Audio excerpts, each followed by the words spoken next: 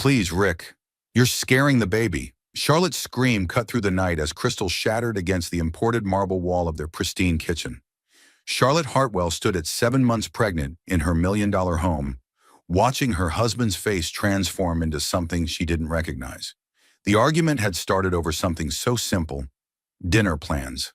She wanted to stay home with her swollen feet elevated, maybe order takeout and watch a movie. Rick insisted they attend the charity gala downtown, complete with networking and his carefully orchestrated public appearances. But this wasn't really about dinner. This was about control, and Rick's grip had been tightening around her neck like a noose for months now. "Don't be so dramatic, Charlotte," Rick snarled, using her full name like a weapon. He only called her Charlie when he wanted something. "You're carrying my air. Act like it matters." Dumber. The first shove caught her off guard, sending her stumbling backward against the kitchen island. Her hands flew instinctively to her belly, protecting the life growing inside her. At 29, Charlotte had thought she understood what marriage meant, what love looked like. 5 years with Rick had slowly eroded that understanding. "Rick, please," she whispered, feeling their daughter kick frantically inside her. Even the baby seemed to sense the danger. "I can't go out tonight. My back is killing me, and Dr. Stone said I need to rest more." His laugh was cold, calculated. "Dr. Stone works for me, remember? I pay her bills. She'll say whatever keeps my wife healthy enough to produce healthy children." The second shove was harder, more deliberate. Charlotte's hip struck the marble countertop with a sickening crack that seemed to echo through their cavernous kitchen. Pain shot through her side and she gasped, one hand clutching her belly, the other gripping the counter for support. That's when Rick's fingers tangled in her auburn hair and yanked her head back, forcing her to look at him. His grip was tight enough to bring tears to her eyes, tight enough that she could feel individual strands pulling loose from her scalp. Something inside Charlotte snapped. Not fear. That had been her constant companion for months. This was clarity, sharp and sudden as broken glass. Her phone was already in her trembling hand. 911. 3 numbers that would change everything. "This is it," she whispered to her unborn daughter, feeling the strong kicks of protest against her ribs. "This is where it ends." The phone rang once, twice. Rick's expression shifted from rage to confusion as he registered what she was doing. "Charlotte, what the hell?" 911, what's your emergency?" The operator's voice crackled through the speaker, professional and calm. Rick's grip on her hair tightened, but Charlotte spoke anyway, her voice surprisingly steady despite the terror coursing through her veins. "My husband just assaulted me. I'm 7 months pregnant, and I need help immediately." Rick's face went white, then red, then something worse, calculating. She watched in real time as he switched personas, from the man who just grabbed her by the hair to the charming tech mogul who gave TED Talks about innovation and the future of artificial intelligence. "Charlotte, honey," he said, his voice suddenly gentle, practiced.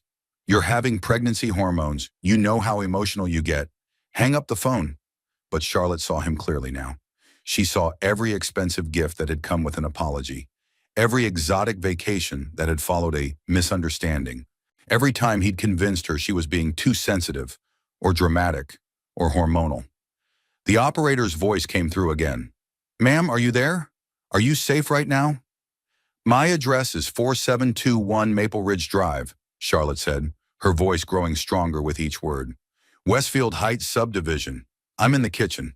My husband is here with me." Rick began pacing like a caged animal, running his hand through his perfectly styled hair. She could see him thinking, calculating, trying to figure out how to minimize the damage to his reputation.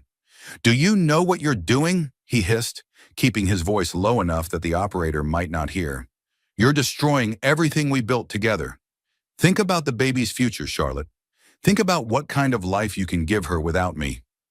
Charlotte looked around at their designer furniture, the imported marble, the professional photographs of their perfect life that decorated every surface. The house that had slowly transformed from dream home to prison without her even noticing. "I am thinking about her future," she said, her free hand pressed protectively against her belly. In the distance, sirens began to wail. Rick stopped pacing, his face cycling through emotions. Panic, rage, calculation, and finally that practiced charm again. "Ma'am, officers are en route," the operator said. "Stay on the line with me until they arrive. Are you injured?" Charlotte touched her scalp where Rick had grabbed her hair. It was tender, sore, but not bleeding. "He pulled my hair. Hard. There might be bruising." "And you're pregnant?" "7 months. The baby's been kicking frantically since it started." Rick was staring at her now, his expression unreadable. "5 years," he said softly. 5 years of giving you everything. This house, that car, those clothes, that jewelry. Everything you're wearing, I bought for you. Everything you are, I made you." The sirens were getting louder now, closer. Red and blue lights began to flash through their floor-to-ceiling windows, painting the white walls in alternating colors. Charlotte walked toward the front door, phone still pressed to her ear, Rick trailing behind her like a shadow. "Ma'am, are the officers outside now?" "Yes," Charlotte said, and without hesitation, she opened the front door before they even knocked. 2 police officers stood on her doorstep. One older woman with kind eyes and graying hair, one younger man who looked barely old enough to be out of training. The woman stepped forward. "Mrs. Hartwell, I'm Detective Maria Santos. We received a domestic violence call from this address." "That was me," Charlotte said, and the words felt like jumping off a cliff. "I called you." Rick appeared beside her, suddenly the picture of concern. His expensive suit was perfectly pressed, his hair styled just so, his expression worried but controlled. "Officers, I'm Rick Hartwell," he said, extending his hand in that practiced gesture she'd seen him use 1,000 times in business meetings. "I think there's been a misunderstanding. My wife is 7 months pregnant, and her emotions have been quite volatile lately. You know how it is." Detective Santos didn't take his outstretched hand. Instead, she looked directly at Charlotte. "Ma'am, we need to speak with you privately. Is there somewhere we can talk?" Charlotte nodded, stepping aside to let the officers enter their home. As she led them toward the living room, she caught sight of herself in the hallway mirror, pale, shaken, her hair disheveled where Rick had grabbed it, but her eyes clear and determined. For the first time in months, she recognized the woman looking back at her. Detective Maria Santos had responded to domestic violence calls for 15 years. She'd seen it all, the bruises, the excuses, the careful choreography of abuse that played out in living rooms just like this one. But something about Charlotte Hartwell struck her immediately. Most victims were either hysterical or completely shut down, dissociated from their trauma. Charlotte was neither. She sat on the edge of the Italian leather sofa, her hands cradling her pregnant belly, and her voice was steady as she recounted the evening's events. "The argument started around 8:30, Charlotte said, glancing at the grandfather clock in the corner. "Rick wanted me to attend a charity gala with him tonight. I told him I was too tired, that my back was hurting and I needed a rest." Officer Tom Bradley, the younger policeman, took notes while Detective Santos listened. Rick paced near the windows, his phone buzzing constantly with what Charlotte assumed were concerned messages from friends and business associates who'd heard the sirens. "Mrs. Hartwell," Detective Santos said gently, "you mentioned on the phone that your husband assaulted you. Can you describe exactly what happened?" Charlotte took a deep breath, feeling her daughter's strong kicks against her ribs. "He shoved me. Twice. The first time caught me off guard. I stumbled backward and had to catch myself on the kitchen island. The second time was harder. I hit the counter with my hip." She lifted her shirt slightly, revealing a dark bruise already forming along her hip bone. Detective Santos photographed it with a professional camera, while Officer Bradley continued writing. "After the second shove, he grabbed my hair," Charlotte continued, unconsciously touching her scalp. "He pulled my head back and held it there while he talked to me. That's when I called 911. Rick stopped pacing. "Detective, I need to correct something here. Charlotte has been under tremendous stress with the pregnancy. Her hormones are affecting her judgment. I never assaulted anyone. I was trying to calm her down." Detective Santos had heard variations of this speech hundreds of times. She turned to Rick with the patient expression of someone who'd mastered the art of letting people reveal themselves. "Mr. Hartwell, where exactly were you when Mrs. Hartwell made the emergency call?" "I was right there with her, obviously, trying to convince her to hang up and discuss this rationally." "And you didn't attempt to stop her from calling?" Rick's jaw tightened almost imperceptibly. "I told her she was overreacting. that calling the police was unnecessary. Detective Santos nodded and made a note. Then she turned back to Charlotte. Mrs. Hartwell, has anything like this happened before? Charlotte hesitated. This was the moment she'd been dreading. Once she said the words out loud, there would be no taking them back, no pretending everything was fine. Not exactly like this, she said slowly, but Rick has ways of controlling situations.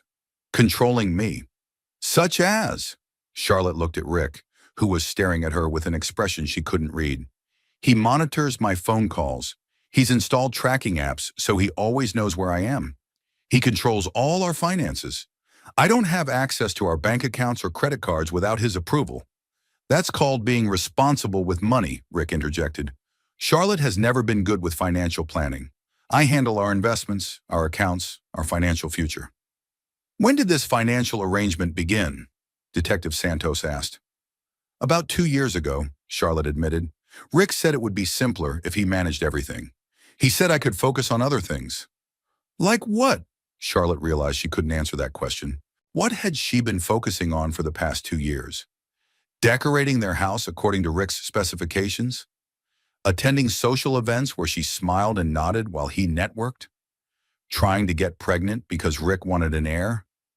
I used to work, she said suddenly. I was a marketing executive at Davidson Communications.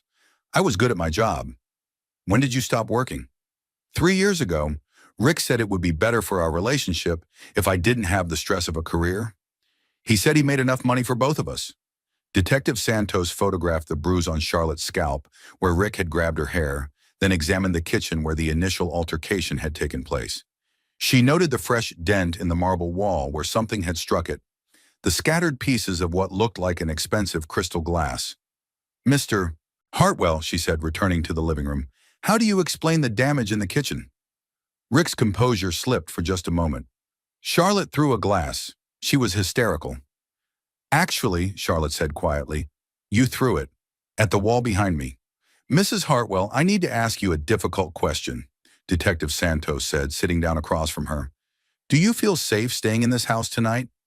Charlotte looked around at their multi-million-dollar home, the designer furniture Rick had chosen, the art collection he'd curated, the life he'd built around them, both like an elaborate cage.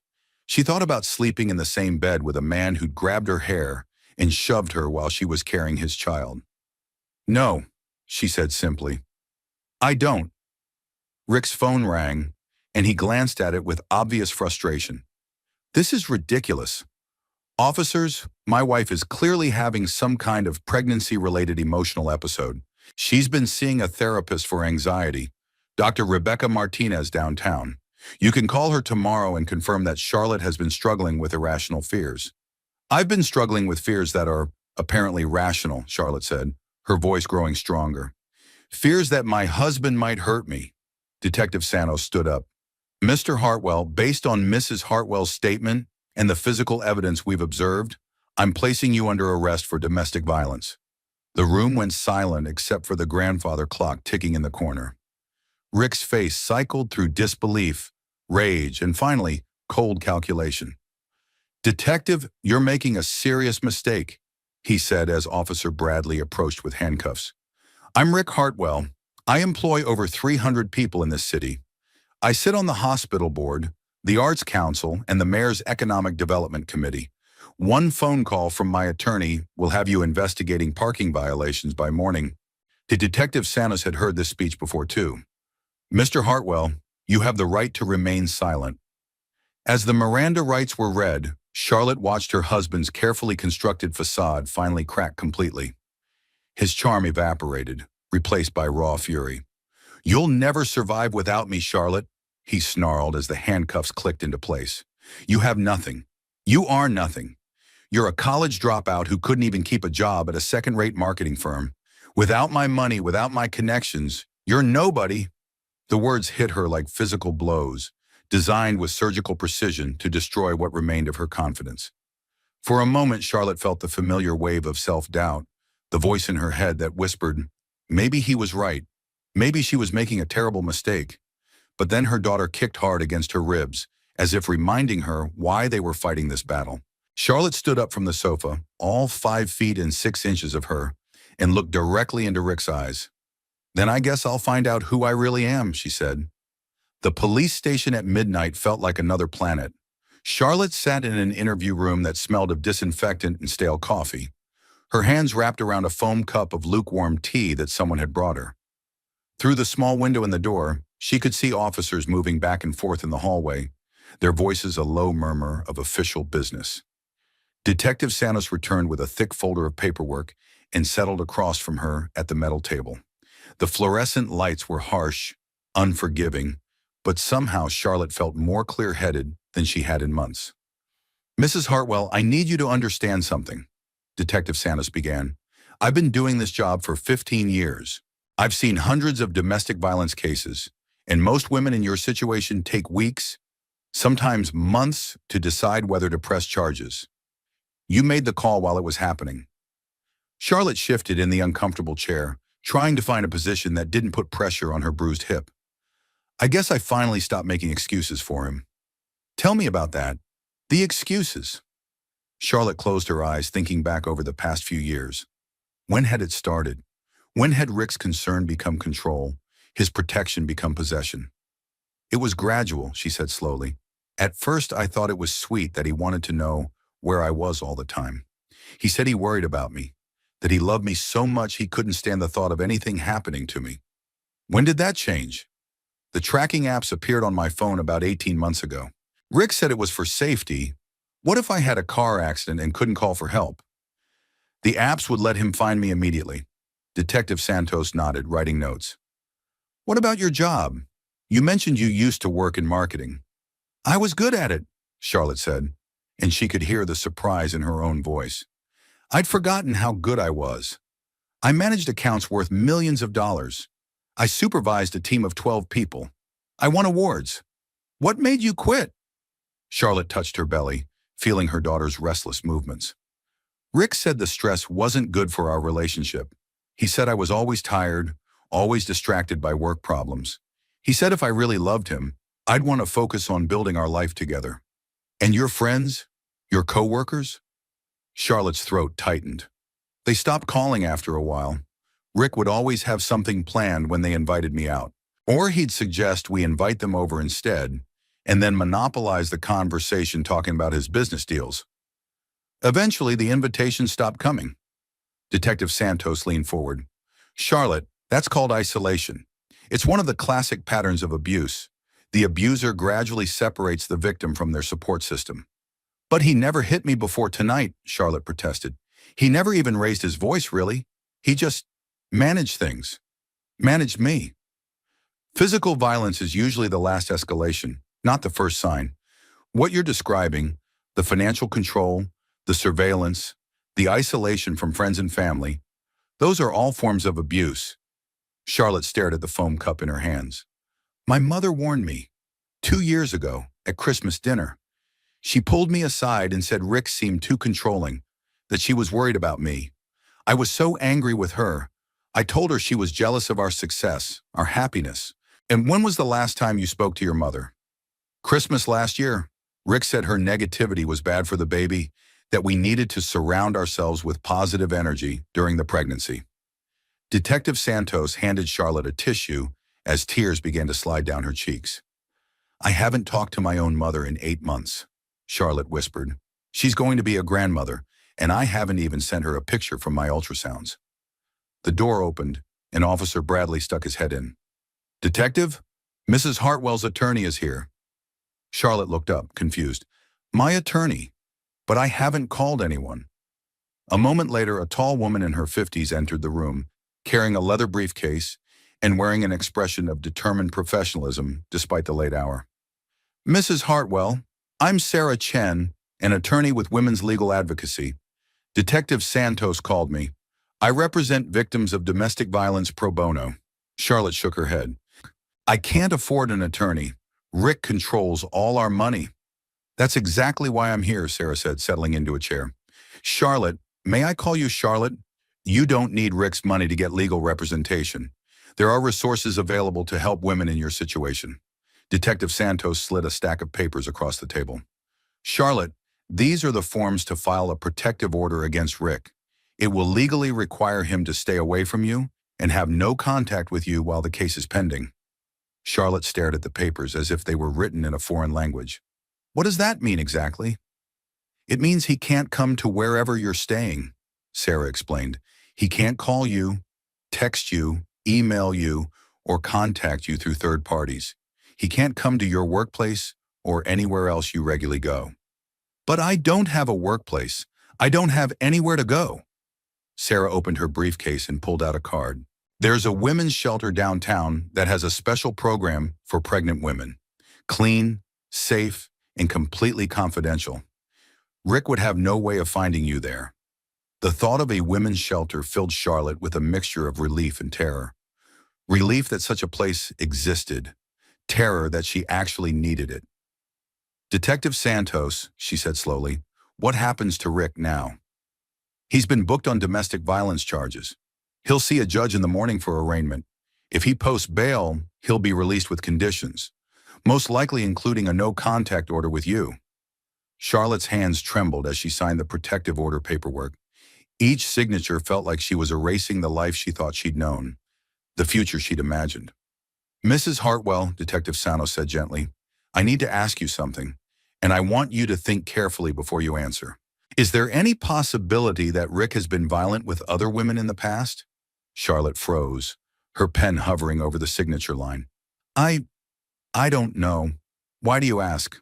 Men like Rick don't usually start with grabbing someone by the hair.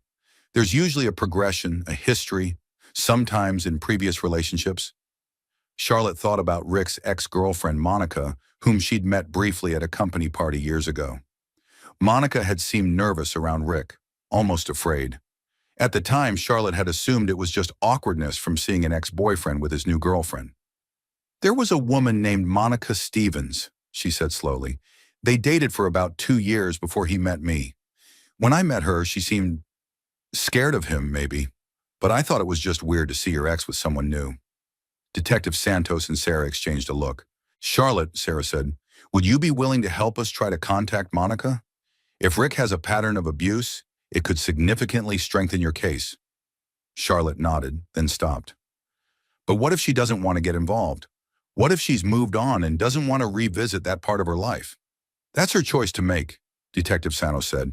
But she might be grateful that someone is finally holding Rick accountable. As Charlotte finished signing the paperwork, her phone buzzed with a text message. Then another, all from numbers she didn't recognize. Friends and business associates of Rick's, Sarah said, glancing at the messages. This is also typical. The abuser's social circle will often pressure the victim to drop charges, to work things out, to think about his reputation and career. Charlotte read one of the messages. Charlotte, this is David Morrison from the Country Club. I hope you'll reconsider this rash decision. Rick is a pillar of our community. Surely whatever happened can be worked out privately. Another. Charlie, it's Susan from Rick's office. Everyone here is shocked by tonight's news. Rick speaks so lovingly about you and the baby. Are you sure you understood his intentions correctly? Charlotte powered off her phone and looked at Detective Santos. How do I make this stop? You don't respond to any of them. You don't defend yourself or explain your decision. Sarah will handle any communication that needs to happen. Sarah stood up and handed Charlotte a business card. Charlotte, I need you to understand something. This is going to be difficult. Rick will use every resource at his disposal to discredit you, to make you seem unstable or vindictive. But you're not alone in this fight. Detective Santos gathered up the signed paperwork. Mrs. Hartwell, do you have somewhere safe to stay tonight? Charlotte looked around the sterile interview room, then down at her 7 months pregnant belly. 24 hours ago, she'd been in her designer kitchen, arguing about dinner plans. Now she was homeless, essentially penniless, and completely dependent on the kindness of strangers. The women's shelter, she said quietly. I can drive you there, Detective Santos offered. It's a good place, Charlotte. You and your baby will be safe there. As they gathered their things to leave, Charlotte caught sight of herself in the reflective surface of the interview room window. Her hair was still mussed from where Rick had grabbed it. Her expensive clothes looked rumpled and out of place, but her eyes were clear. Detective, she said as they walked toward the parking lot, I have one more question. What's that? Do you think I'm doing the right thing? Detective Santos stopped walking and turned to face her. Charlotte, in 15 years of doing this job, I've never seen a woman call 911 while the assault was happening. Most women take months to work up the courage to make that call. You protected yourself and your baby in the moment when it mattered most. I think you're the strongest woman I've met all year. As they drove through the empty streets toward the women's shelter, Charlotte realized that for the first time in months, she wasn't afraid of what tomorrow might bring. She was terrified, yes, but not afraid. There was a difference, and that difference felt like freedom. The women's shelter looked like an ordinary apartment complex from the outside. Beige brick, small balconies, a playground visible in the courtyard. Charlotte had driven past similar buildings hundreds of times without ever imagining she might need their services. Inside, the common room was painted in soft colors and furnished with comfortable couches that had clearly been chosen for durability rather than style. A few women sat watching late-night television, their children sleeping on blankets nearby. They looked up as Charlotte entered with Detective Santos, offering small nods of understanding rather than curiosity. "Mrs. Hartwell, I'm Janet Rodriguez, the night supervisor," said a woman in her 40s with kind eyes and graying temples. "Detective Santos called ahead. We have a room ready for you." Charlotte's room was small but clean, a single bed, a dresser, a chair by the window. The bathroom was down the hall, shared with 3 other women. After months in Rick's mansion, with its marble bathrooms and walk-in closets, the simplicity felt strange, but not unwelcome. "I don't have anything with me," Charlotte realized aloud. "No clothes, no toiletries, nothing." "We have emergency supplies," Janet assured her. "Tomorrow, if you'd like, one of our advocates can help you arrange to get some of your belongings from your house. But for tonight, we'll make sure you have everything you need." Detective Santos handed Charlotte her business card. "Call me if you need anything, or if you remember anything else that might be important for the case." "And Charlotte?" "Yes? Get some sleep. Tomorrow's going to be a big day." After Detective Santos left, Charlotte sat on the narrow bed staring at the blank walls. Outside her window, she could hear traffic from the highway and the distant sound of someone's television. It was so different from the tomb-like silence of Rick's house, where the only sounds were the hum of expensive appliances and the grandfather clock marking time. Her daughter kicked hard against her ribs, making Charlotte gasp. "I know, sweetheart," she whispered, rubbing her belly. "Everything's different now, but we're safe. That's what matters." Janet knocked softly on the doorframe. "Charlotte, I brought you some things." She carried a small bag with basic toiletries, a comfortable nightgown, and a package of crackers. "The crackers are for morning sickness," Janet explained, "though at 7 months you might be past that." "Thank you." Charlotte accepted the bag gratefully. "Janet, can I ask you something?" "Of course." "How many women come here because of their husbands?" Janet sat in the chair by the window. "About 60% of our residents are leaving marriages or long-term relationships. The other 40% are usually leaving boyfriends or occasionally family situations." Do most of them go back?" Janet's expression was gentle but honest. "Some do. Leaving an abusive relationship is complicated, especially when there are children involved, when the woman has been financially dependent, when there are threats about custody or immigration status. But Charlotte, every woman who walks through our doors is stronger than she thinks she is." "I don't feel strong. I feel terrified." "That's normal. You've just made one of the most difficult decisions a person can make. It's natural to feel scared." Charlotte looked out the window at the city lights spreading into the distance. Somewhere out there, Rick was probably in a jail cell, furious and planning his next move. Somewhere else, their house sat empty, full of expensive things that suddenly seemed meaningless. "Janet, what happens now? I mean, practically speaking, I don't have any money, any credit cards, any way to support myself and the baby.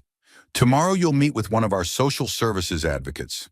She'll help you apply for emergency assistance, medical coverage for your pregnancy, and housing assistance for after the baby's born. There are resources available, Charlotte. You won't fall through the cracks." After Janet left, Charlotte changed into the provided nightgown and lay down on the narrow bed. The mattress was firm, nothing like the luxury pillow top she'd grown accustomed to, but it felt safe in a way Rick's bed never had. Her phone, which she turned back on briefly, showed 37 missed calls and over 200 text messages.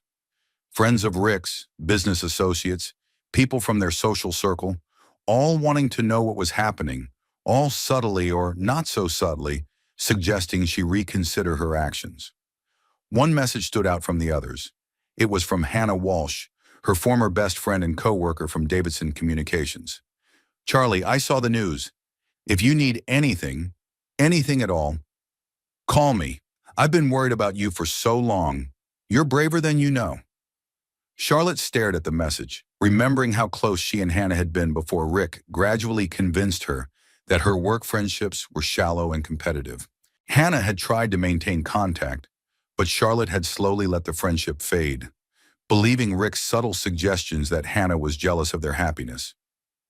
Another message caught her attention, this one from a number she didn't recognize. "Mrs. Hartwell, this is Dr. Rebecca Stone's office. We saw the police report mentioned you're pregnant. If you need medical care or have any concerns about your pregnancy after tonight's incident, please call us immediately, day or night." Charlotte realized she hadn't even thought about how the stress and trauma might affect the baby. She pressed her hands against her belly, feeling for movement. Her daughter obliged with a strong kick that was somehow reassuring. The door opened quietly, and a young woman about Charlotte's age peered in. "I'm sorry to bother you," the woman whispered. "I'm Maria. I'm in the room next door. I heard you come in tonight and wanted to check if you needed anything." "I'm okay, thank you. I'm Charlotte." Maria stepped into the room. She was petite with dark hair and intelligent eyes that held a wariness Charlotte recognized. "First night?" Charlotte nodded. "It's the hardest night," Maria said. "After that, it gets easier. Not easy, but easier." "How long have you been here?" 3 weeks. I left my boyfriend after he broke my wrist. He said it was an accident, that he was just trying to grab my arm to stop me from leaving during an argument." Maria held up her hand, which was still in a light cast. "I'm sorry." "Don't be sorry, be proud. You made the call while it was happening. That takes incredible courage." Charlotte hadn't thought of it as courage. It had felt like desperation, like the instinctive reaction of a mother protecting her child. "Maria, can I ask you something? Do you ever wonder if you made the right choice?" Maria sat on the edge of the bed. "Every day.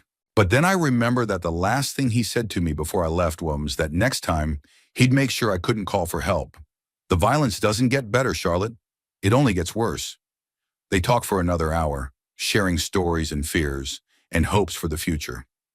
Maria was a teacher who'd been on administrative leave since the incident, but she'd been promised her job back when she was ready to return. She had family in California who were helping with legal fees. "The advocates here are amazing," Maria said as she prepared to return to her room. "They helped me understand that what happened wasn't my fault, and that I deserve better. They'll help you too." After Maria left, Charlotte lay in the darkness, listening to the unfamiliar sounds of the shelter settling around her. Women's voices murmuring in other rooms, children coughing, the elevator dinging as the night supervisor made her rounds. She thought about Rick, probably lying awake in his jail cell, plotting his legal strategy. She thought about their house, empty and cold, all those expensive things waiting in the darkness. She thought about the life they'd planned together. The baby showers that wouldn't happen now, the nursery they'd decorated in soft yellows and greens, the future that had seemed so certain just 24 hours ago. But more than anything, she thought about the moment she dialed 911, the moment she'd chosen her daughter's safety over everything else. That moment had changed everything, had revealed a strength she didn't know she possessed. Her phone buzzed with one final message of the night. This one was from her mother. "Charlotte, I don't know what's happening, but whatever it is, I love you and I'm here if you need me. Call me when you're ready. Mom." Charlotte closed her eyes and felt tears sliding down her cheeks. Not tears of sadness or fear, but tears of relief. For the first time in years, she wasn't alone. Charlotte woke to sunlight streaming through unfamiliar windows and the sound of children playing in the courtyard below. For a moment, she forgot where she was, expecting to see Rick's modern bedroom with its wall of windows overlooking their perfectly manicured lawn. Instead, she saw beige walls and a small dresser, and reality came flooding back. Her first thought was of the baby. She placed her hands on her belly and waited, holding her breath until she felt the familiar flutter of movement that meant her daughter was okay. A soft knock on the door interrupted her morning assessment. "Charlotte, it's Janet. Are you awake? Come in." Janet entered with a cup of tea and a concerned expression. "How did you sleep?" "Better than I expected," Charlotte admitted, accepting the tea gratefully. "What time is it?" "Just after 9. You missed breakfast in the dining room, but I saved you some pastries and fruit. There's someone here to see you. Sarah Chen, your attorney." Charlotte's stomach clenched. She'd hoped for at least one peaceful morning before diving back into the legal complications of her situation. "Is everything okay?" "She has some updates about Rick's arraignment this morning. She's waiting in the conference room whenever you're ready." Charlotte dressed quickly in the clothes Janet had provided, simple jeans and a soft sweater that stretched over her belly. Looking in the small mirror above the dresser, she barely recognized herself without makeup or her usual careful styling. But she looked real, more real than she had in months. Sarah was waiting in the conference room with coffee and a stack of papers. She looked up as Charlotte entered, her expression serious but not grim. "Good morning, Charlotte. How are you feeling?" "Overwhelmed," Charlotte said honestly, settling into a chair. "But okay. I have news from Rick's arraignment. He's been released on bail with a no-contact order that mirrors your protective order. He's legally required to stay at least 500 feet away from you at all times." Charlotte felt a chill despite the warm tea. "So he's free?" "For now." His attorney immediately started making noise about your mental state, about pregnancy hormones affecting your judgment, standard defense tactics in domestic violence cases. "What kind of noise?" Sarah consulted her notes. "They're claiming you've been receiving psychiatric treatment for anxiety and depression, that you have a history of irrational behavior, that Rick was simply trying to calm you down when you became hysterical." Charlotte's face burned. She had been seeing Dr. Martinez for anxiety, but only because Rick had convinced her that her growing unease in their marriage was a personal failing she needed to fix. "Charlotte, I need to ask you about Dr. Martinez. What kind of treatment have you been receiving?" "Talk therapy, mostly. Rick suggested I see her about 6 months ago. He said I seemed anxious all the time, that it wasn't healthy for the baby." "What did you discuss in your sessions?" Charlotte thought back to her appointments with Dr. Martinez. "I talked about feeling isolated, about missing my job, about feeling like I'd lost myself somehow. Dr. Martinez kept asking about my support system, about my relationship with Rick." "What did she conclude?" "She said my anxiety seemed situational rather than clinical. She recommended I reconnect with old friends, maybe consider going back to work part-time after the baby was born. When I told Rick about her suggestions, he said she didn't understand our situation, that she was trying to undermine our marriage." Sarah made notes as Charlotte spoke. "Did Dr. Martinez ever suggest that your anxiety might be related to your relationship with Rick?" "Not directly, but she asked a lot of questions about how I felt when Rick was around versus when he wasn't. She asked about my decision-making process, whether I felt free to make choices about my daily life. Charlotte, would you be willing to sign a release allowing me to speak with Dr. Martinez? Her assessment could actually support our case rather than Rick's defense." "You think so?" "A therapist who can testify that your anxiety was situational and related to your home environment would contradict Rick's claim that you have ongoing mental health issues that affect your judgment." Charlotte signed the release, then Sarah moved on to more practical matters. "We need to discuss your immediate needs: housing, income, medical care. The shelter is temporary. Most residents stay 30 to 60 days while they get back on their feet. I don't have anywhere to go after that. Rick owns our house outright, and I haven't worked in 3 years. I don't even have a current resume." "Let's tackle these one at a time.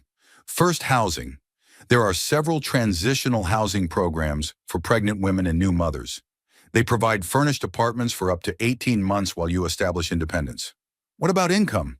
"You're eligible for emergency assistance while the divorce is pending. It's not much, but it will cover basic needs. More importantly, we need to discuss a spousal support and property division." Sarah pulled out a thick document. "This is the prenuptial agreement you signed before your marriage. Have you ever read through it carefully?" Charlotte shook her head. "Rick's lawyer explained it to me before our wedding. He said it was standard, just protecting both of our assets in case of divorce." Charlotte, this prenup is extremely one-sided. According to this document, you would leave the marriage with almost nothing. No claim to the house, the cars, the investment accounts, or Rick's business interests. Charlotte felt sick. So I really would have nothing. Not necessarily. Prenuptial agreements can be challenged in court, especially when there's evidence of duress, lack of independent legal counsel, or domestic violence. The fact that Rick isolated you financially and then became physically abusive could void significant portions of this agreement. Sarah leaned forward. Charlotte, I'm going to ask you a difficult question. Are you prepared for Rick to fight dirty? Because that's what's going to happen. What do you mean? He's already started. The mental health angle is just the beginning. He'll likely claim you're an unfit mother, that you're unstable and vindictive. He'll try to turn your friends and social circle against you. He'll use every resource at his disposal to discredit you and minimize his financial obligations. Charlotte thought about the dozens of messages on her phone, the pressure from Rick's friends and business associates. He's already started that too. Good. That means you know what to expect. The key is not to engage. Don't respond to calls or messages from anyone in Rick's circle. Don't try to defend yourself or explain your side of the story. Let me handle all communication. There was another knock on the conference room door, and Janet peered in. Charlotte, your mother is here. Charlotte's breath caught. My mother? Here? Grace Whitmore? She says she drove all night from Cincinnati. Charlotte looked at Sarah, who nodded encouragingly. Family support is crucial in cases like this. If your mother is willing to help, that's a significant advantage. A moment later, Grace Whitmore hurried into the conference room, her graying hair pulled back in a hasty ponytail, her clothes wrinkled from the long drive. She looked older than Charlotte remembered, more fragile, but her eyes were bright with determination. Charlie, she said, and Charlotte burst into tears. Grace crossed the room in 3 steps and wrapped her daughter in a fierce hug, careful of her pregnant belly. Oh, sweetheart, I'm so sorry.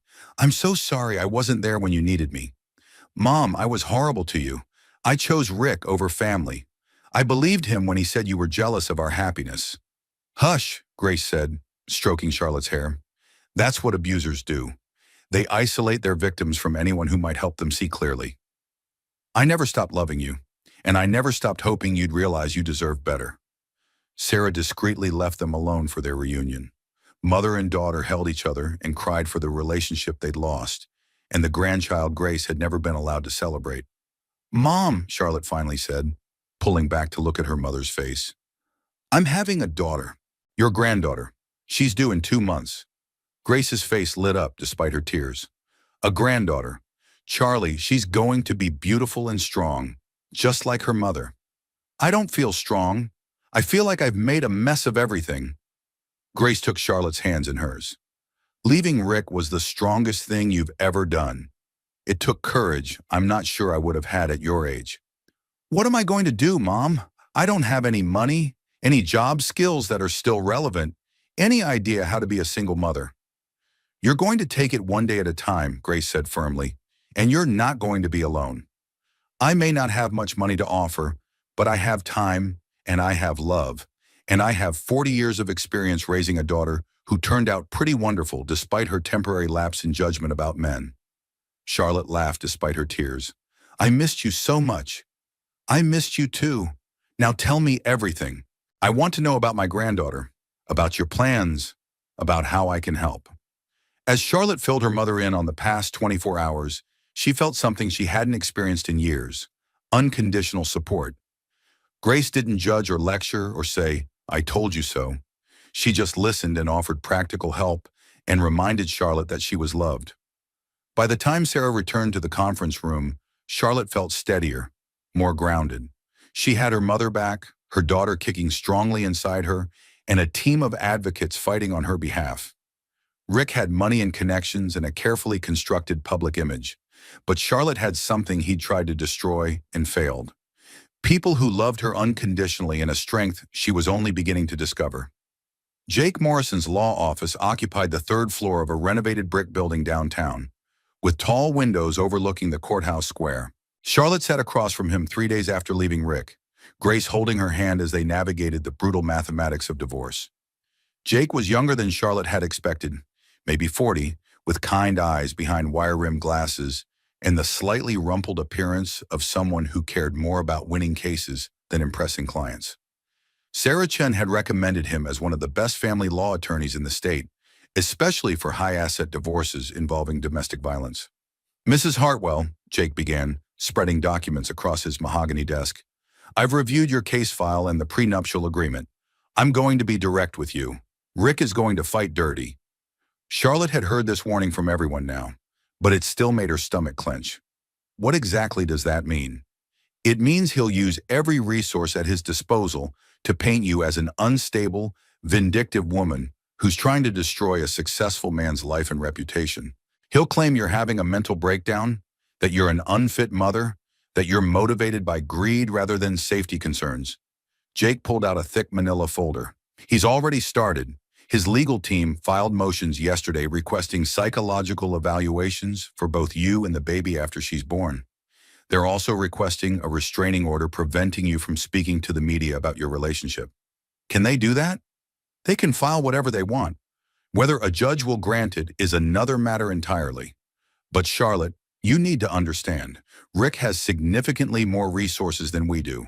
His legal team probably costs more per month than most people make in a year. Grace squeezed Charlotte's hand. Are you saying we can't win? Jake's expression grew determined. I'm saying we need to be strategic. Fortunately, Rick's arrest and the physical evidence work strongly in our favor. And Charlotte, the prenuptial agreement might not be as ironclad as Rick thinks. He opened the prenup to a page marked with sticky notes. This agreement was negotiated by Rick's attorney with no independent legal counsel for Charlotte. She signed it 2 weeks before their wedding, under circumstances that could be considered duress. I remember feeling like I had no choice, Charlotte said. Rick's lawyer presented it as standard protection for both of us. But when I asked questions, he kept saying we needed to finalize everything quickly for the wedding timeline. Jake made notes. More importantly, prenuptial agreements can be voided when there's evidence of domestic violence. If we can establish a pattern of abuse, financial, emotional, and physical, we can argue that the entire agreement was signed under coercion. Charlotte felt a flicker of hope. What would that mean?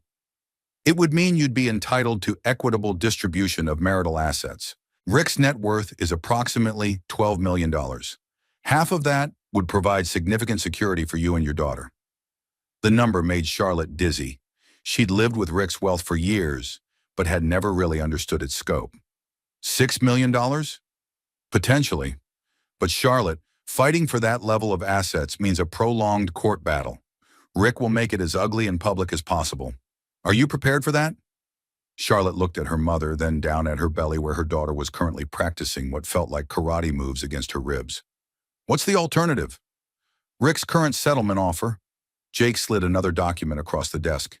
He's willing to provide $50,000 in cash, continuation of your health insurance through the birth, and a monthly payment of $2,000 in child support. $2,000 a month from a millionaire? Grace asked incredulously. It's actually below the state guidelines for child support based on his income, Jake confirmed. He's banking on Charlotte being too scared or too financially desperate to fight for more.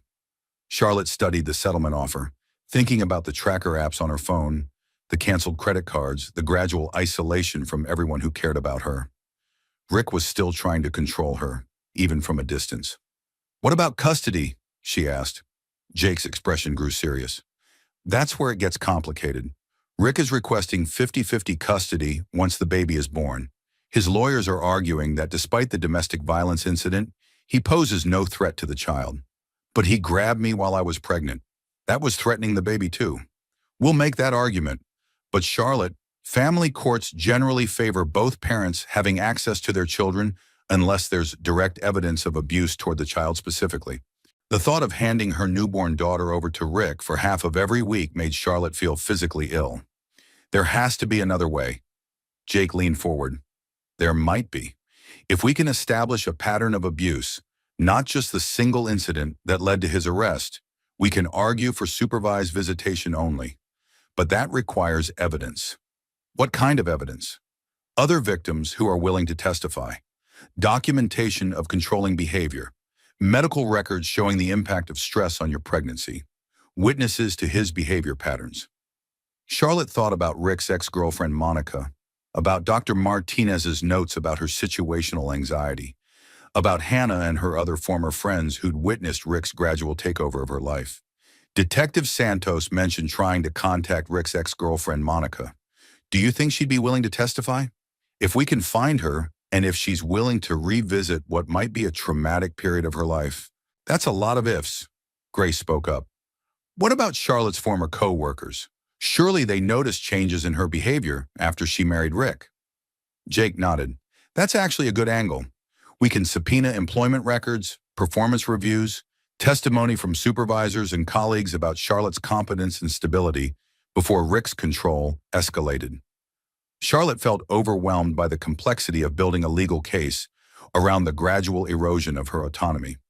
Jake, how long will all this take? If we settle quickly, we could have everything finalized before the baby's born. If we fight for equitable distribution and restricted custody, we're looking at 6 to 12 months of litigation. And if we lose? Jake was quiet for a moment. If we lose, you get what Rick's offering now. Minimal assets and 50-50 custody. But Charlotte, I need you to know something. I've been practicing family law for 15 years, and I've never seen a more clear-cut case of financial and emotional abuse. The fact that it escalated to physical violence while you were pregnant gives us significant leverage. Charlotte closed her eyes, feeling her daughter's movements inside her. In 2 months, she'd be born into this complicated world of legal battles and custody arrangements and financial negotiations. She deserved better than that. I want to fight, Charlotte said quietly. Not for the money. Well, not just for the money, for the principle. Rick spent years convincing me I was nothing without him. If I take his settlement offer, I'm proving him right. Grace smiled. That's my daughter talking. Jake gathered the documents. All right then, we fight. But Charlotte, I need you to prepare yourself for what's coming. Rick's team will investigate every aspect of your life. They'll interview anyone who's ever known you, looking for evidence that you're unstable or vindictive. They'll make this personal in ways that might be very painful. More painful than living with Rick? Point taken. Let's get to work. Over the next 2 hours, Jake outlined their strategy. They would request financial records going back 5 years to establish Rick's assets and income. They would subpoena Rick's medical records to look for any history of violence or anger management issues. They would interview Charlotte's former colleagues and friends to document the changes in her behavior and social connections after her marriage. Most importantly, they would work with Detective Santos to try to locate Monica Stevens and any other women who might have experienced Rick's controlling behavior. As they prepared to leave, Jake handed Charlotte a card. This is Dr. Jennifer Walsh, a forensic psychologist who specializes in domestic violence cases. Rick's team is going to request psychological evaluations. We need to make sure you're evaluated by someone who understands the impact of abuse on victims. Charlotte looked at the card, then at her mother, then at Jake. One more question. Do you think we can win? Jake smiled for the first time since they'd arrived. Charlotte, I think Rick has no idea what he's up against. He's used to controlling the narrative, controlling you, controlling the situation. But in my courtroom, with a judge who's seen it all, his money and charm don't automatically win the day. Justice isn't guaranteed, but it's possible, and that's worth fighting for. As they walked back to Grace's car, Charlotte felt her daughter kick hard against her ribs. What do you think, sweetheart? She murmured to her belly, ready to show Daddy that his girls are stronger than he thought. The answering kick felt like agreement. Charlotte discovered the frozen bank accounts when she tried to buy groceries. Standing in the checkout line at the supermarket with her mother, watching other customers go about their ordinary Tuesday morning shopping, Charlotte swiped her debit card for $17 worth of prenatal vitamins and fresh fruit. The transaction was declined. She tried again, thinking it might be a technical error. Declined. I'm sorry, the teenage cashier said, looking embarrassed. Do you have another card? Charlotte pulled out her credit card, the one she'd used for 5 years without ever thinking about limits or approval. Declined. The woman behind them in line sighed audibly. Charlotte felt her face burning as she stepped aside to let others pass, her mother quickly paying for the groceries with cash. Outside in the parking lot, Charlotte called the bank from her cell phone, her hands shaking as she navigated the automated system. Mrs. Hartwell, the customer service representative said after Charlotte provided her identification information, your accounts have been frozen at the request of the primary account holder, pending resolution of legal proceedings. The primary account holder? Richard Hartwell. These are joint accounts, but he holds primary authorization. Charlotte sank onto a bench outside the store, feeling like she couldn't breathe. What does that mean exactly? It means you have no access to funds in any accounts bearing your name until the freeze is lifted by court order or by mutual agreement of both parties. But I need money for food, for medical appointments, for basic survival. I understand your situation, ma'am, but I can't override the freeze. You'll need to resolve this through the legal system. Charlotte hung up and immediately called Jake Morrison. He froze everything, she told him as soon as he answered. All our accounts, my credit cards, everything. Jake's sigh was audible even over the phone. I was afraid of this. It's another control tactic, and unfortunately, it's legal since he's the primary account holder. How is that legal? It's my money too. Technically, since you haven't been employed during the marriage, Rick can claim the accounts contain only his earnings. We can fight it, but getting a court order takes time. Charlotte watched other shoppers loading groceries into their cars, going about normal lives where they could buy food and pay bills without requiring court approval. How much time? A week, maybe 2 if Rick's lawyers file objections. Jake, I'm 7.5 months pregnant. I have a doctor's appointment tomorrow that I can't pay for. Can your mother help temporarily? Charlotte looked at Grace, who was loading their small bag of groceries into her modest sedan. Her mother was a retired teacher living on Social Security and a small pension. She'd offered to help however she could, but Charlotte knew her resources were limited. Some. But Jake, this is exactly what Rick wanted. He's making me desperate, making me dependent on charity from family and strangers. Charlotte, are you still at the shelter? Yes, but only for another week. After that, I need to find somewhere else to go. Come to my office this afternoon. We're going to file an emergency motion for temporary spousal support and access to marital funds. This kind of financial abuse is exactly what family courts are designed to prevent. After hanging up, Charlotte sat on the bench feeling overwhelmed by the practical realities of leaving Rick. She'd known he controlled their finances, but she'd never fully understood what that meant until now. Grace sat beside her. Charlie, what did the lawyer say? He can fight it, but it'll take time. Mom, I feel so stupid. How did I let myself become so dependent on him? You didn't let anything happen, Grace said firmly. Rick systematically isolated you from your income, your friends, your family, and your independence.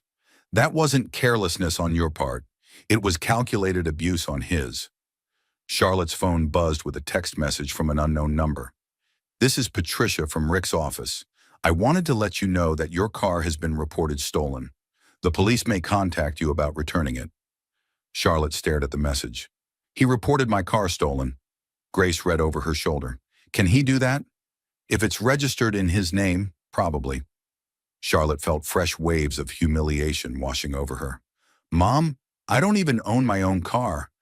I've been living in a fantasy where I thought I was an equal partner in a marriage, but I was really just a very expensive employee he could fire at will. Her phone rang. It was Detective Santos. Charlotte, I wanted to give you a heads up. We've been contacted by Rick's attorney claiming you violated the protective order by taking property that doesn't belong to you. You mean the car? The car, some jewelry, clothing purchased with his credit cards. It's harassment, pure and simple, but you should be prepared for them to push every technicality. Charlotte looked down at her wedding ring, a 3-carat diamond that had cost more than most people's annual salary. She'd never thought to ask whose name was on the receipt. Detective Santos, am I in legal trouble? Not from our perspective. You're entitled to your personal belongings and reasonable transportation. But Charlotte, Rick's lawyers are going to make your life as difficult as possible. They want you to give up and take whatever settlement he offers. After the call ended, Charlotte and Grace drove to Jake's office in Grace's car, leaving Charlotte's luxury SUV in the shelter parking lot to avoid any complications with the theft claim. Jake was waiting with Sarah Chen and a stack of legal documents. "We're filing 3 motions today," Jake announced. "Emergency spousal support, access to marital funds for basic living expenses, and a contempt citation against Rick for financial abuse." Sarah added, "We're also requesting an expedited hearing. Cutting off a pregnant woman's access to food and medical care is exactly the kind of behavior that judges take seriously." "How long before I can access money?" Charlotte asked. "If we get lucky with the docket, maybe by Friday. If Rick's lawyers object and request their own hearing, it could be 2 weeks." Charlotte thought about her dwindling cash, the expired food stamps she was too proud to use, the medical bills that would start arriving soon. "There's something else," Jake said, sliding a document across the desk. "Rick's team filed a motion requesting immediate DNA testing after the baby is born." "DNA testing? He's questioning whether it's his child?" "It's another intimidation tactic. He knows the baby is his. You've been married 5 years and haven't been anywhere without his tracking apps knowing about it. But questioning paternity is a way to suggest you're promiscuous or dishonest." Charlotte felt sick. "How can he do that? How can he try to destroy me and then question whether he's the father of my child?" Sarah leaned forward. "Charlotte, this is what we warned you about. Rick is going to use every legal mechanism available to break you down psychologically. The goal is to make you so exhausted and humiliated that you'll accept any settlement just to make it stop." "But we're not going to let that happen," Jake added. "Every one of these frivolous motions makes him look more controlling and vindictive to the judge. He's building our case for us." Charlotte's phone buzzed with another message, this time from Hannah Walsh. "Charlie, I heard what's happening through the professional grapevine. I have some vacation time saved up. Can I help? Can I visit? Can I do anything?" Charlotte showed the message to the lawyers. "Actually, yes," Sarah said. "We need character witnesses, people who can testify about your competence and stability before Rick's control escalated. Your former co-workers could be crucial." Charlotte typed back to Hannah, "Yes, please, I need all the friends I can get right now." Hannah's response was immediate. "On my way. We're going to fight this together." As Charlotte left Jake's office, she realized that Rick's escalating attacks were having an unintended consequence. Instead of isolating her further, his obvious cruelty was motivating people to stand up for her. Hannah was coming. Her mother was here. Jake and Sarah were fighting for her. Rick had money and power and a carefully constructed public image. But Charlotte was discovering something he tried to destroy and failed. A network of people who believed she deserved better and were willing to fight alongside her to prove it. Standing outside the law office, feeling her daughter's strong movements inside her, Charlotte made a decision. Rick wanted to make this ugly in public? Fine. Let him. She was ready to show the world who he really was behind his charming facade. The war he'd started was about to become a battle he couldn't control. The support group met every Thursday evening in the basement of St. Mark's Episcopal Church, a circle of folding chairs arranged under fluorescent lights that flickered occasionally. Detective Sanos had given Charlotte the address, suggesting she might find it helpful to talk to other women who'd experienced similar situations. Charlotte almost didn't go. She'd spent the week dealing with lawyers and frozen bank accounts, and the humiliation of having her credit cards declined in public. The idea of sitting in a circle and sharing her problems with strangers felt overwhelming. But Hannah had driven down from Indianapolis that afternoon, and she'd insisted they go together. "You need to see that you're not alone in this," Hannah said as they parked outside the church. "And honestly, Charlie, I need to see it too. I've been beating myself up for months wondering if I should have said something when I noticed how much you changed after marrying Rick." The church basement smelled like coffee and old carpet. About 15 women sat in the circle, ranging in age from early 20s to mid-60s. Some held children in their laps. Others sat alone, arms wrapped around themselves like armor. The facilitator was a woman named Rebecca Martinez, not Charlotte's former therapist, but someone who shared her name and a similar approach of gentle questions and patient listening. "Tonight we have 2 newcomers," Rebecca said as Charlotte and Hannah found seats. "Charlotte and Hannah, would you like to introduce yourselves, or would you prefer to just listen tonight?" Charlotte started to say she'd just listen, but then she looked around the circle and saw herself reflected in too many faces. The careful makeup that didn't quite hide exhaustion, the expensive clothes that seemed to sit wrong on women who looked diminished inside them, the hyper-vigilance of people who'd learned to read danger in every social interaction. "I'm Charlotte," she said quietly. "I left my husband 6 days ago after he assaulted me while I was pregnant. I'm here because I'm trying to figure out how to rebuild my life from nothing." "I'm Hannah," her friend added. "I'm here because I love Charlotte, and I'm trying to understand how I missed the signs that she was in an abusive marriage." Rebecca nodded. "Both of those are valid reasons to be here. Charlotte, when you say rebuild from nothing, what does that mean to you?" Charlotte touched her belly unconsciously. "It means I'm 31 weeks pregnant. I haven't worked in 3 years. I have no access to money, no car, nowhere to live after next week, and no idea how to be a single mother. My husband controlled everything. Our finances, my daily schedule, my social connections, even my medical care. I'm starting over completely." A woman across the circle named Janet raised her hand. "How long were you married?" 5 years, but the control started slowly. Looking back, I can see it was happening from the beginning, but it was so gradual I didn't notice until I was completely isolated." "That's how it works," said another woman, Linda, who looked to be in her 50s. "My ex-husband spent 20 years convincing me I was incompetent.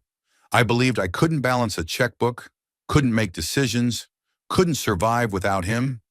Turns out I'm actually pretty good at all those things." "How long have you been out?" Charlotte asked. 2 years. Best 2 years of my life, even though the first 6 months were terrifying."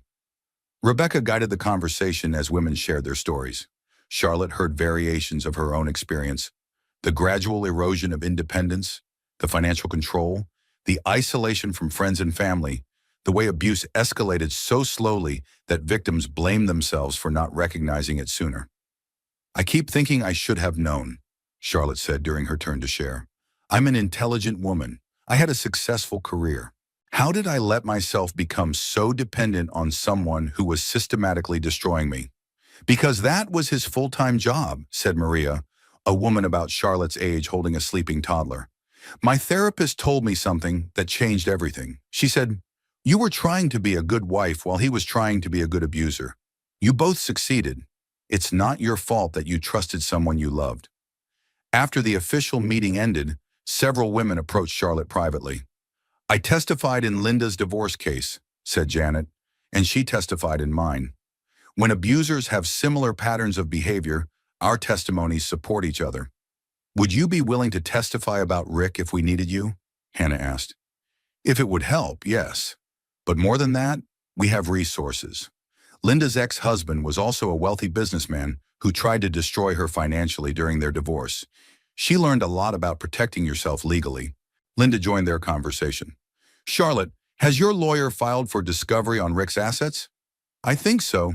There's so much legal terminology, I'm not always sure what's happening." "Make sure they look for hidden accounts, offshore investments, assets transferred to family members. Men like our exes don't keep all their money where lawyers can easily find it. They also don't usually limit their controlling behavior to just one relationship," added another woman, Patricia.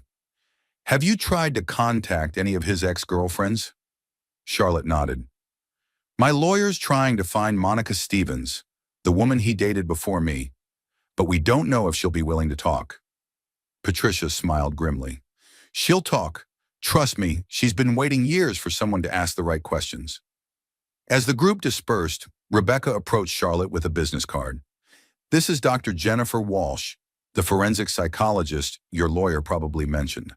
She also runs a workshop for women going through high-conflict divorces. It's designed to help you understand the legal process and protect yourself emotionally during litigation." Charlotte took the card gratefully.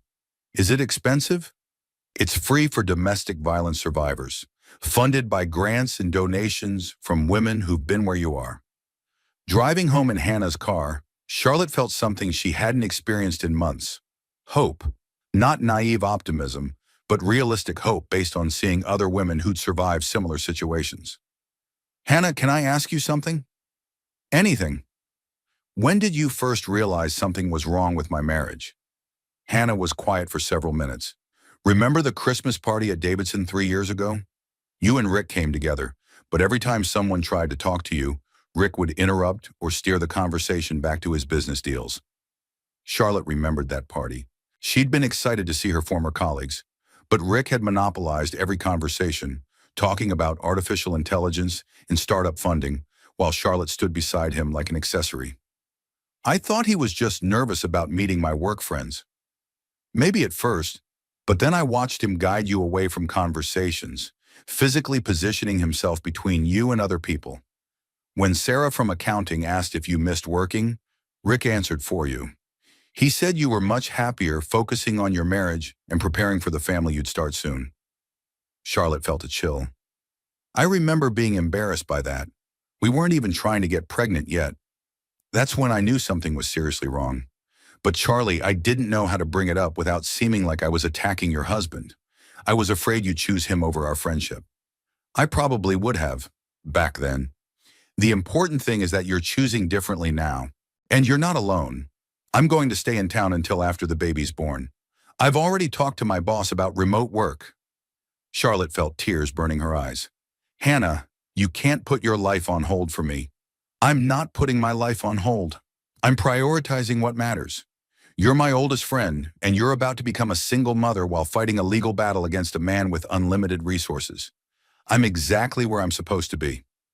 That night at the shelter, Charlotte lay in her narrow bed thinking about the women in the support group. Linda, who'd survived 20 years of psychological abuse and now ran her own bookkeeping business. Janet, who'd left with 3 children and no money and was now studying to become a paralegal. Maria, who'd finished her nursing degree while raising her daughter alone. They'd all rebuilt their lives from nothing. They'd all discovered strength they didn't know they possessed.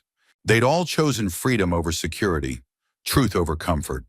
Her daughter kicked hard against her ribs as if responding to Charlotte's thoughts. You're going to be born into a complicated situation, sweetheart, Charlotte whispered to her belly. But you're also going to be born to a mother who finally knows her own worth. That's worth fighting for. Her phone buzzed with a text from an unknown number. Charlotte, this is Monica Stevens. Detective Santos contacted me about Rick. I've been waiting for this call for 6 years. Can we talk? Charlotte sat up in bed, her heart racing. Monica, Rick's ex-girlfriend, the missing piece of their case against him. She typed back immediately. Yes, thank you for being brave enough to reach out. The response came quickly.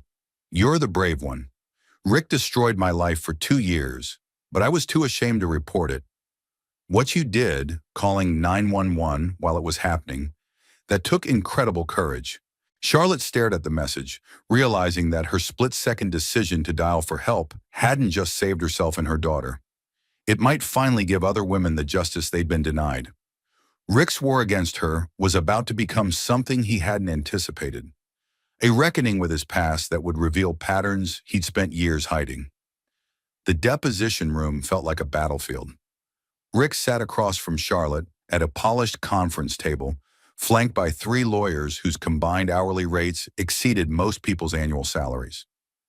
He wore his most expensive suit, his hair perfectly styled, his expression calibrated to project injured innocence and controlled concern. Charlotte barely recognized him. This wasn't the man who'd grabbed her by the hair in their kitchen 2 months ago.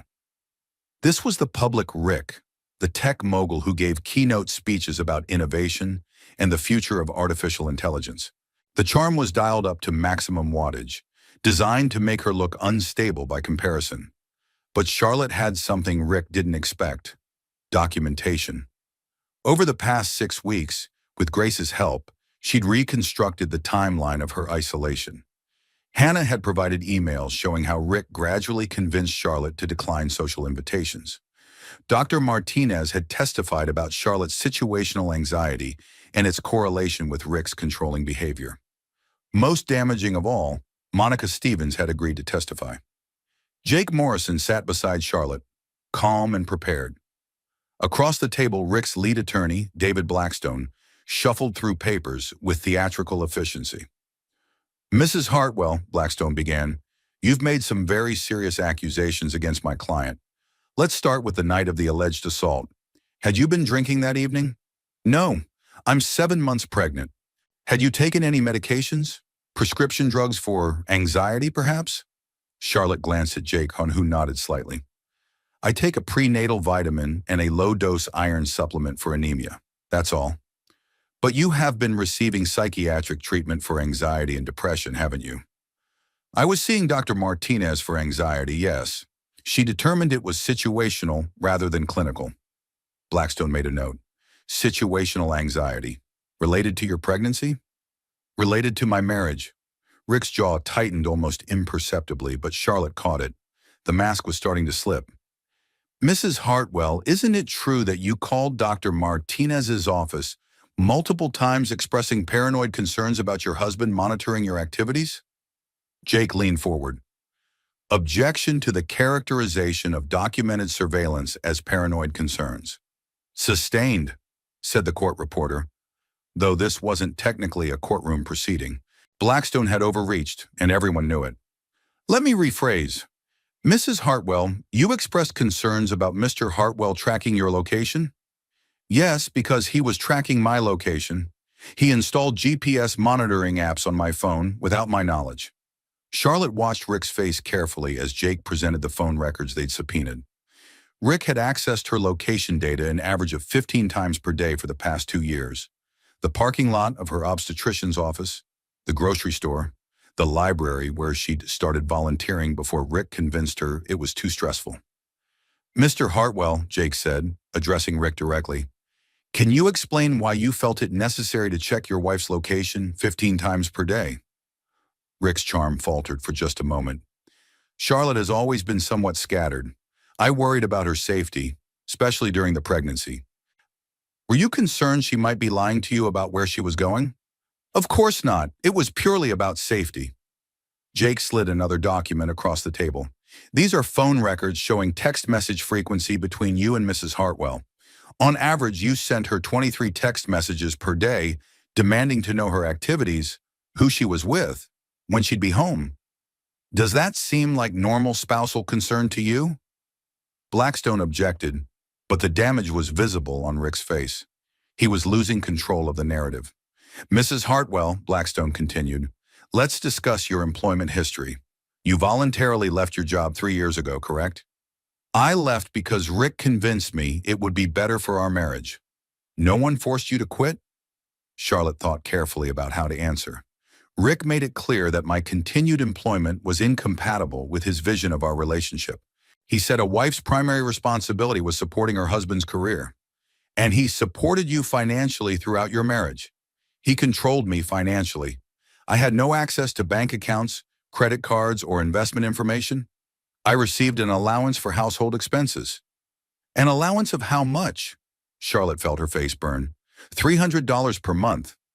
The number hung in the air like an accusation. Rick, worth $12 million, had given his wife the equivalent of minimum wage for groceries and personal expenses. Did you consider this arrangement unfair? Blackstone asked. I considered it demeaning, but Rick said it was temporary until we had children and I could focus on being a mother. And now you're pregnant. Wasn't this the life you planned together? Charlotte placed her hands on her belly, feeling her daughter's strong kicks. I planned to raise children in a loving home, not a house where I was afraid of my husband's anger. Mrs. Hartwell, on the night in question, you claim my client grabbed you by the hair. Can you describe the force used? Charlotte touched her scalp unconsciously. Hard enough to pull hair loose from my scalp. Hard enough to bring tears to my eyes. But no permanent injury occurred? The bruising lasted 2 weeks. And this single incident led you to call police and file for divorce? Charlotte looked directly at Rick as she answered. This single incident of physical violence followed years of emotional and financial abuse. I called police because I was afraid for my baby's safety. Rick's control finally cracked. That's ridiculous, he snapped. I would never hurt my child, Jake pounced. But you would hurt your child's mother while she was carrying your child? I didn't hurt anyone.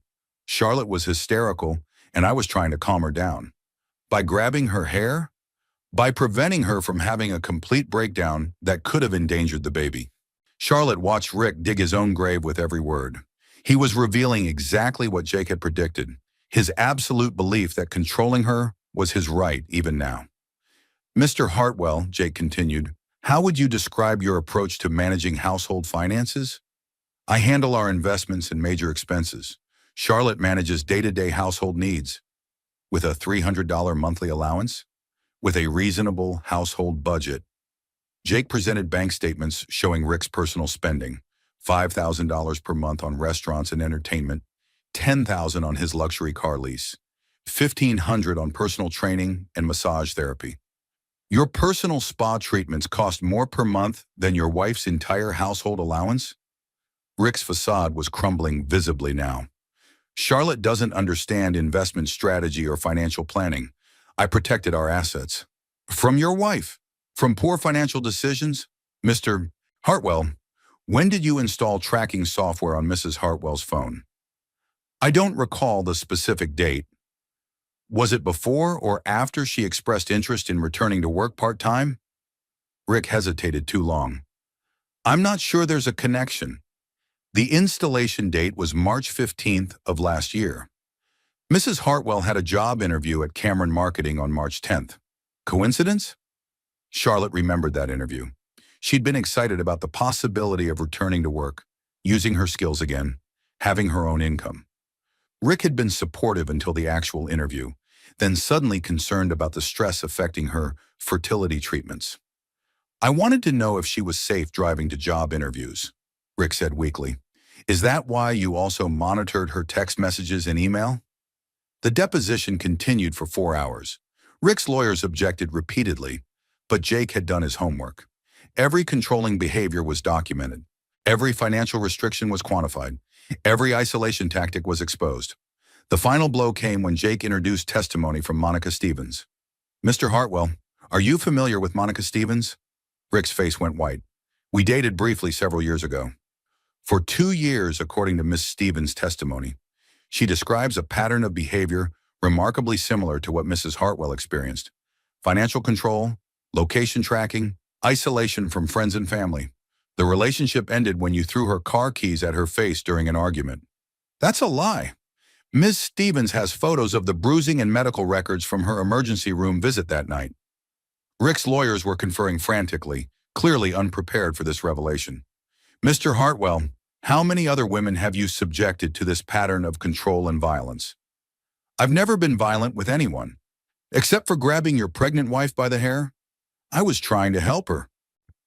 Charlotte realized Rick genuinely believed his own narrative. In his mind, controlling her was helping her. Monitoring her was protecting her. Isolating her was improving their relationship. Mr. Hartwell, Jake said quietly, do you believe Mrs. Hartwell has the right to make decisions about her own life? Rick looked confused by the question. Of course. Then why did you require her permission to leave the house? Why did you control her access to money? Why did you monitor her every movement? Someone had to manage the household. Someone had to make responsible decisions. And Mrs. Hartwell wasn't capable of being responsible. Charlotte held her breath as Rick considered his answer. This was the moment Jake had been building toward, getting Rick to admit his fundamental belief that Charlotte was incompetent to manage her own life. Charlotte is intelligent, Rick said slowly, but she's not practical. She's emotional, impulsive. She needed guidance. From you, from someone who understood the bigger picture. And if she disagreed with your guidance? Rick's expression hardened. Then she was wrong. The room fell silent. Rick had just confessed. He saw controlling Charlotte as his right, even his responsibility, because he believed she was incapable of making good decisions without his oversight. Jake gathered his documents. No further questions. As they left the deposition, Charlotte felt lighter than she had in months. Rick's mask had finally slipped completely, revealing the man she'd been married to.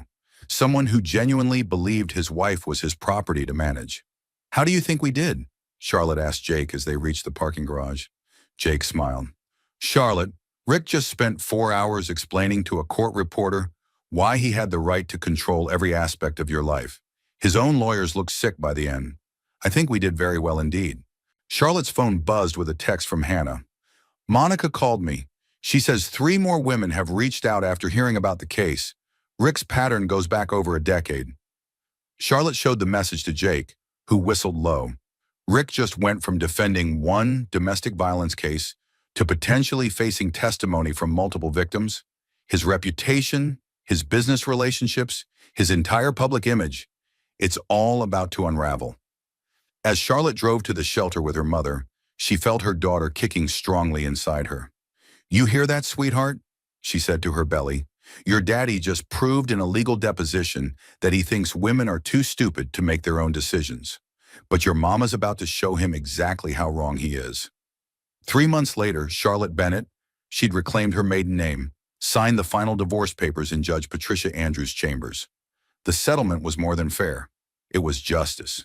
Rick had agreed to terms that would have been unthinkable 8 months earlier. Charlotte received $4 million in assets, full custody of their daughter with Rick limited to supervised visitation, and monthly child support that would ensure their daughter never wanted for anything. More importantly, the case had become public when local news picked up the story of the tech mogul, whose pattern of abuse stretched back over a decade. 4 women had ultimately testified against Rick, painting a picture of systematic manipulation that destroyed his carefully crafted public image. "How does it feel?" Grace asked as they walked out of the courthouse, Charlotte carrying 2-month-old Emma Grace Bennett in her arms. Charlotte paused on the courthouse steps, breathing freely for the first time in years. Emma was perfect, 10 fingers, 10 toes, and her mother's determined spirit, if her strong grip was any indication. "Scary," Charlotte admitted. "Exciting. Real." The fear was manageable now. Not the constant terror of living with Rick, but the healthy nervousness of someone starting over. She'd found a townhouse in a good school district, nothing like Rick's mansion, but entirely hers. She'd enrolled in classes to update her marketing skills. Most importantly, she'd discovered that the woman Rick had spent years convincing was helpless was actually quite capable. Hannah was waiting by the car with surprising news. "Charlotte, you're not going to believe this. Cameron Marketing called. They want you back. With a promotion and flexible hours for new mothers. Apparently, your reputation in the industry is still solid." Charlotte shifted Emma to her other arm, feeling a flutter of excitement she hadn't experienced in years. "Really? They said they'd been hoping you'd return to work someday.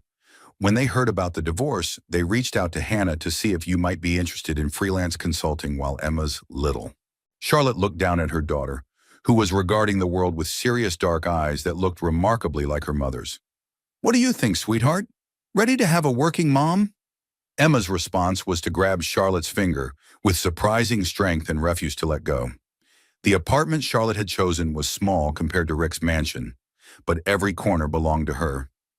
As she painted Emma's nursery in soft yellows and greens, colors she'd chosen herself, without consulting anyone, she thought about the woman who'd made that 911 call 9 months ago.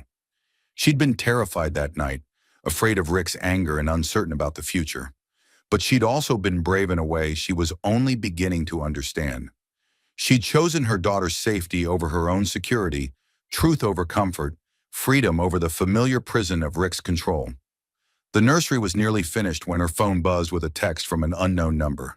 "Mrs. Bennett, my name is Sarah Martinez. I saw your story in the news. My husband has been isolating me from my family and controlling our finances for 3 years. I'm pregnant and scared to leave, but seeing your courage has given me hope. Can you help me find resources?"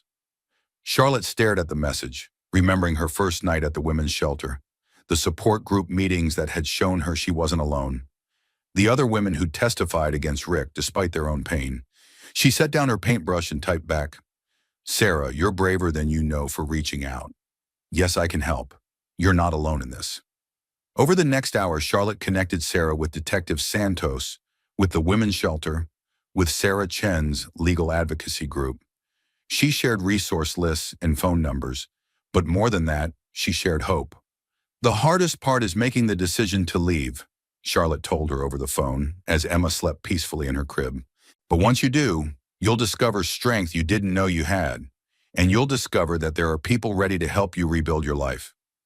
After the call ended, Charlotte walked to Emma's crib and looked down at her sleeping daughter. Emma had been born into a world without Rick's control, without the constant tension that had filled their house. She would grow up watching her mother make decisions, manage finances, pursue goals, and build relationships based on mutual respect rather than fear. "You know what, baby girl?" Charlotte whispered. "I think we're going to be just fine." Emma stirred slightly, as if responding to her mother's voice, then settled back into peaceful sleep. Charlotte's phone buzzed with another message. This one from Monica Stevens. Charlotte, I started a support group for Rick's other victims. We meet monthly, and we're working with domestic violence organizations to help other women recognize the warning signs. Would you be interested in joining us? Charlotte smiled, remembering the support group meetings that had helped her understand she wasn't alone. The circle was expanding, women helping women, survivors becoming advocates. She typed back, "Yes, count me in." As Charlotte finished painting the nursery, she realized that Rick's attempt to destroy her had actually revealed something he'd spent years trying to hide: her own strength. He'd isolated her from friends, and she'd rebuilt those relationships stronger than before. He'd cut off her access to money, and she'd discovered her own earning potential. He tried to convince her she was nothing without him, and she'd proven that she was everything she needed to be. The townhouse was quiet except for the soft sounds of Emma sleeping and the distant hum of traffic. It was peaceful in a way Rick's mansion had never been, filled with love rather than fear. Charlotte's phone rang one final time. It was Jake Morrison with news about Rick's business. 3 of his major investors pulled out after the trial, Jake reported. His company stock has dropped 60%, and there are rumors of a federal investigation into his business practices. Apparently, the pattern of control extended beyond his personal relationships. Charlotte felt a mixture of sadness and satisfaction. She'd never wanted to destroy Rick's life, but she'd needed to protect her own. Sometimes those two things were inseparable. "Jake, do you think he'll ever understand what he did wrong?" Jake was quiet for a moment. "I think Rick genuinely believes he was helping you, protecting you, managing your life for your own good. Men like him rarely develop the self-awareness to recognize their behavior as abusive." What about supervised visitation with Emma? The court-appointed supervisor says Rick spends most visits talking about his business deals and legal troubles rather than interacting with Emma. She's too young to understand now, but eventually she'll recognize the difference between someone who loves her and someone who sees her as a possession. After hanging up, Charlotte checked on Emma one more time, then settled into the rocking chair she'd bought with her own money, earned from her own work, chosen according to her own preferences.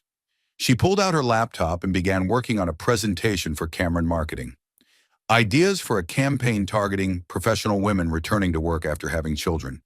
It felt good to use her brain again, to solve problems and create strategies, and remember how competent she was at things Rick had convinced her she couldn't handle. As she worked, Charlotte thought about all the women who'd reached out since her story became public. Women in marriages like hers, women afraid to leave, women just beginning to recognize that their partner's love looked suspiciously like control. She was no longer just Charlotte Bennett, single mother rebuilding her life. She was Charlotte Bennett, survivor and advocate, living proof that it was possible to escape even the most carefully constructed prison. Her daughter kicked in her sleep, making small sounds of contentment that filled Charlotte's heart. Emma would grow up knowing that her mother had chosen courage over comfort, truth over security, freedom over fear. That was the best inheritance Charlotte could give her, the knowledge that women were strong enough to save themselves and generous enough to help save each other. Outside, the sun was setting over their small city, painting the sky in shades of pink and gold. Charlotte closed her laptop, picked up her sleeping daughter, and stood by the window watching the world wake up to tomorrow. "Ready for whatever comes next, sweetheart?" she whispered to Emma. The baby stirred and opened her eyes, looking directly at her mother with an expression that seemed to say, "With you, I'm ready for anything."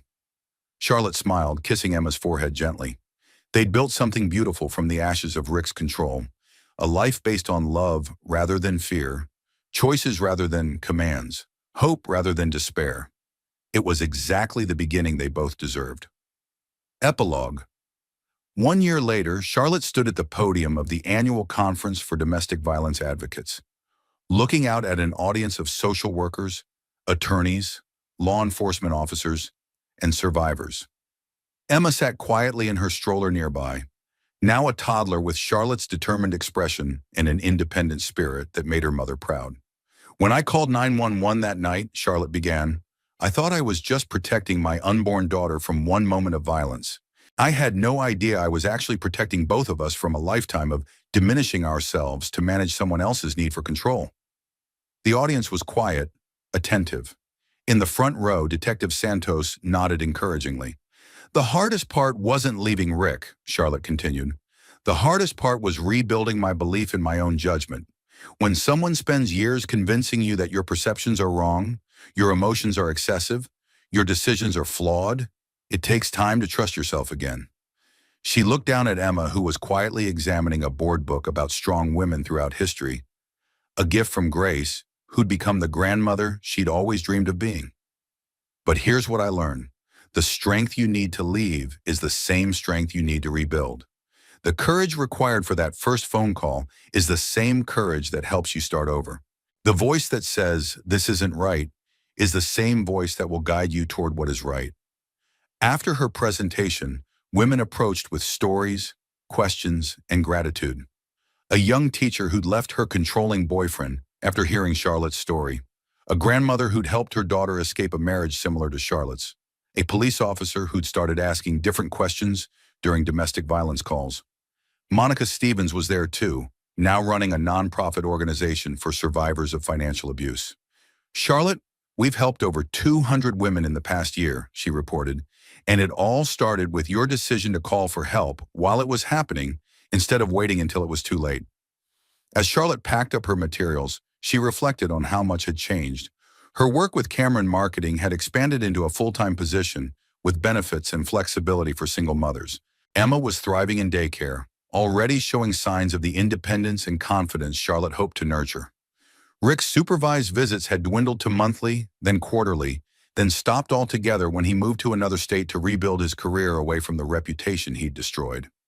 Emma didn't ask about her father yet, but when she did, Charlotte would tell her the truth, that some people love by controlling and some people love by supporting freedom, and it was important to know the difference. The support group Charlotte had joined now met in her living room twice a month. Women at various stages of leaving, healing, and rebuilding gathered to share resources and strength. Last week, they'd celebrated Janet's graduation from paralegal school and Maria's promotion to head nurse. "The most important thing I can tell other women," Charlotte had said during that meeting, "is that leaving isn't the end of your story. It's the beginning of the story you get to write yourself." Now, driving home from the conference with Emma babbling happily in her car seat, Charlotte felt the deep satisfaction of a life reclaimed and purpose found. Her phone showed several missed calls from women who'd heard her speak and wanted help finding resources in their own communities. She'd call them back after Emma's bedtime, offering hope and practical guidance and the reminder that they were stronger than they knew. At home, Charlotte fed Emma dinner while reviewing job applications from women seeking positions at companies that offered domestic violence survivors a fresh start. It was work that felt meaningful in ways her old career never had, using her skills not just to sell products, but to rebuild lives. As she tucked Emma into her crib that night, Charlotte thought about all the women who were sitting in the situations like hers had been. Isolated, controlled, afraid to leave because they couldn't imagine surviving on their own. "Sweet dreams, baby girl," she whispered to Emma. "Tomorrow we're going to keep showing the world that women can save themselves and each other." Emma reached up and grabbed Charlotte's finger with that familiar strength, holding on tight as she drifted off to sleep. Charlotte smiled, remembering the night she'd first felt that grip, in the hospital delivery room, when Emma had arrived healthy and strong despite everything they'd been through together. Even as a newborn, Emma had seemed to understand that they were a team, that they would face whatever came next together. Now, watching her daughter sleep peacefully in the home they'd built together, Charlotte knew that Rick's attempt to break her had actually revealed her unbreakable core. He'd tried to convince her she was nothing, and instead she discovered she was everything she needed to be. Outside their townhouse, the city settled into evening quiet. Other single mothers were tucking their children into bed. Other survivors were making plans for better tomorrows. Other women were finding the courage to make difficult phone calls and hard choices and life-changing decisions. Charlotte's story was one of thousands, but it was also uniquely hers. Proof that love shouldn't hurt, that strength could be quiet, and that sometimes the most courageous thing you could do was refuse to accept less than you deserved. She turned off the nursery light and headed to her own room, where her laptop waited with emails from women seeking help and organizations requesting her advocacy. Tomorrow would bring new challenges and new opportunities to turn her pain into purpose. But tonight, Charlotte Bennett slept peacefully in her own home, in her own bed, making her own choices about her own life, exactly as it should be. The woman who'd once been convinced she was nothing without Rick Hartwell had become someone even better. Herself, fully realized and freely chosen, strong enough to save herself and generous enough to help others do the same. In the end, that was the greatest victory of all.